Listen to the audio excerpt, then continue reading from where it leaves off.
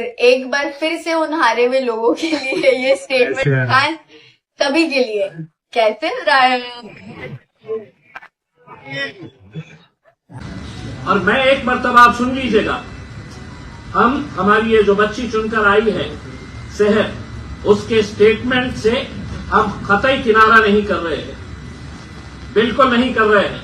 हम पूरी तरह से पूरी मजबूती के साथ मजलिस इत्तेहाद और मुस्लिमीन एक बार फिर से कहकर जा रहे हैं कि सिर्फ मुमरा की क्या बात कर रहे हैं तुम। आने वाले वक्त के अंदर हम महाराष्ट्र के अंदर हम अच्छा खासा हरे रंग को फैलाएंगे। महाराष्ट्र निकाय चुनाव के समापन के बाद मुमरा की नगर सेवक सहर शेख का एक बयान प्रदेश की राजनीति में अंगारे की तरह फैल गया है। पूरे शहर को हरा कर देंगे वाले उनके बयान पर जब हंगामा बरपा तो अब मजलिस इत्तेहादुल मुस्लिमीन AIMIM के दिग्गज नेता और महाराष्ट्र प्रमुख इम्तियाज जलील खुद मैदान में उतर आए हैं। जलील ने न केवल नगर सेवक सहर शेख के बयान पर अपनी मुहर लगाई बल्कि इसे पार्टी का आधिकारिक लक्ष्य घोषित कर दिया है। इम्तियाज जलील ने नगर सेवक सहर शेख के पक्ष में ढाल बनकर खड़े होते हुए विरोधियों को कड़ा संदेश दिया है। उन्होंने स्पष्ट शब्दों में कहा कि सहर शेख ने जो कुछ भी कहा वो पूरी तरह से पार्टी की विचारधारा के अनुरूप है। जलील ने चुनौती देते हुए कहा कि सहर शेख का बयान कोई निजी विचार नहीं बल्कि पार्टी की आवाज है। आने वाले दिनों में हम केवल मुमरा ही नहीं बल्कि समूचे महाराष्ट्र को हरा यानी पार्टी के राजनीतिक रंग में करके दिखाएंगे। इस बयान के बाद सियासी गलियारों में ये चर्चा तेज हो गई है कि पार्टी अब बैकफुट पर रहने के बजाय आक्रामक राजनीति की ओर बढ़ रही है। मीडिया के कैमरों के सामने नगर सेवक सहर शेख ने अपने विरोधियों के तर्कों की धज्जियां उड़ाते हुए रंगों के दोहरे मापदंड पर तीखा वार किया।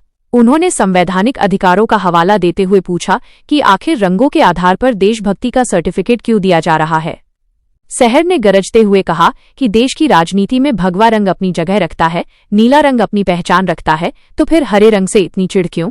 जब दूसरे दल अपने रंगों की बात करते हैं तो उन्हें देशभक्त माना जाता है, लेकिन जैसे ही हम अपने राजनीतिक रंग हरे का जिक्र करते हैं उसे सांप्रदायिक या राष्ट्र विरोधी करार दे दिया जाता है।